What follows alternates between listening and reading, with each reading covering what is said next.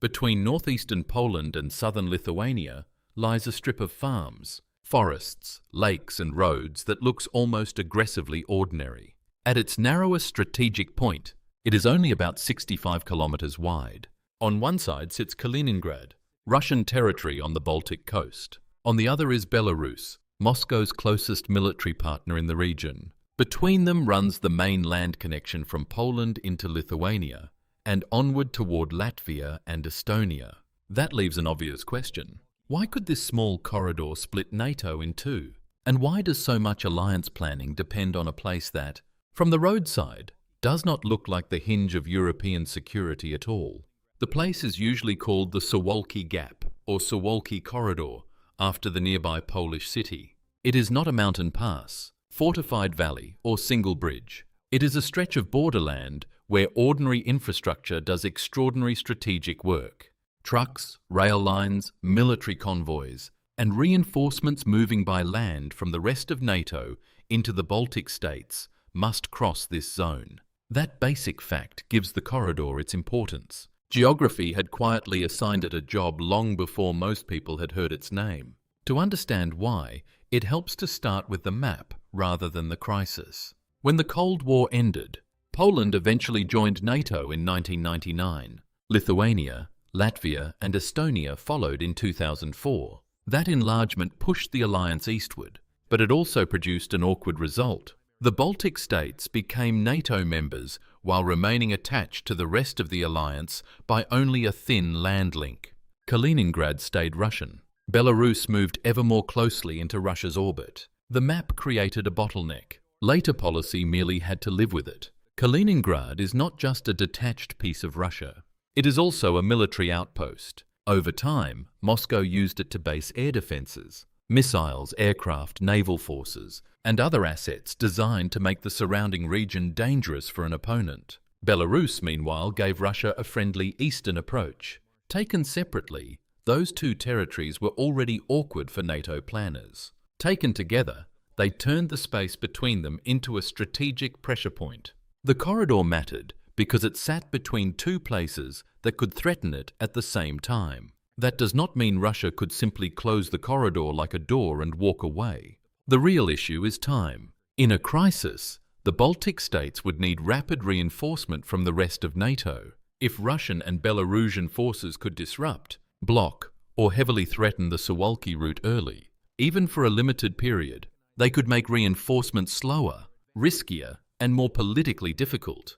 The problem is not that NATO would instantly cease to exist east of the gap. The problem is that the alliance could find its northeastern members temporarily cut off from the easiest form of support at the worst possible moment. The obvious alternative is to ask why that matters in an age of aircraft and ships. If land is risky, why not supply the Baltic states by sea or air? The answer is that those routes also face danger.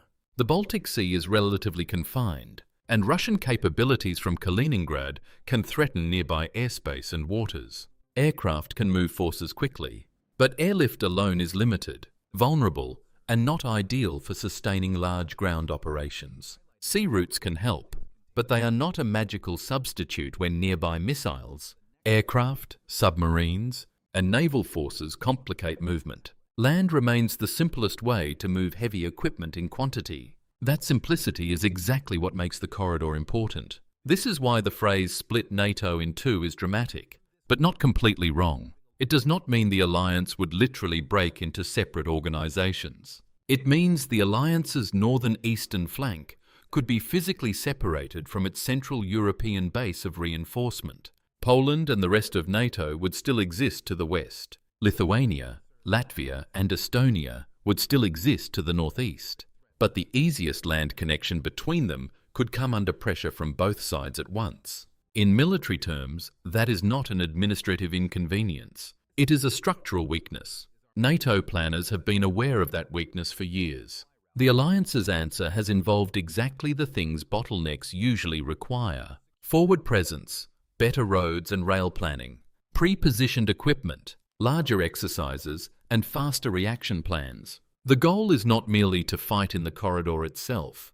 It is to make the corridor harder to isolate in the first place, and to ensure that any attempt to sever it would immediately trigger a wider Allied response. Deterrence, in other words, depends partly on convincing Moscow that a quick local success would not remain local for very long. Recent events made the issue feel more urgent, but they did not create it. Russia's confrontation with NATO did not suddenly invent the Suwałki Gap. Geography had already done that. What changed was the level of attention. Once Russia showed in Ukraine that it was willing to use large-scale force, places previously discussed in staff papers and defense seminars began to look less theoretical. A corridor of fields and secondary roads acquired the glamour of a problem no alliance wants, the kind that is obvious on a map and expensive to solve in reality. There is also a political dimension. NATO is a military alliance, but it is also a credibility system. If Estonia, Latvia, or Lithuania were isolated or placed under extreme pressure, the question would not only be how quickly forces could move, it would also be whether the alliance could demonstrate that Article 5 meant what everyone said it meant. In that sense, the Suwałki Gap is important, not just because trucks and tanks may need to cross it, but because alliance promises travel through it as well. Treaties are written on paper. Their credibility often depends on roads, so the corridor could split NATO in two because it concentrates a large strategic problem into a very small physical space. It is the narrow land bridge between the Baltic states and the rest of the alliance. It sits between Russian Kaliningrad and Russian-aligned Belarus. It is vulnerable to early disruption, and the obvious alternatives to using it are harder than they sound. That is why so much planning focuses on a place of farms, forests and lakes. The Suwałki Gap looks ordinary because geography rarely bothers to advertise its intentions. But in this case, an unremarkable strip of borderland became one of Europe's most important pieces of ground.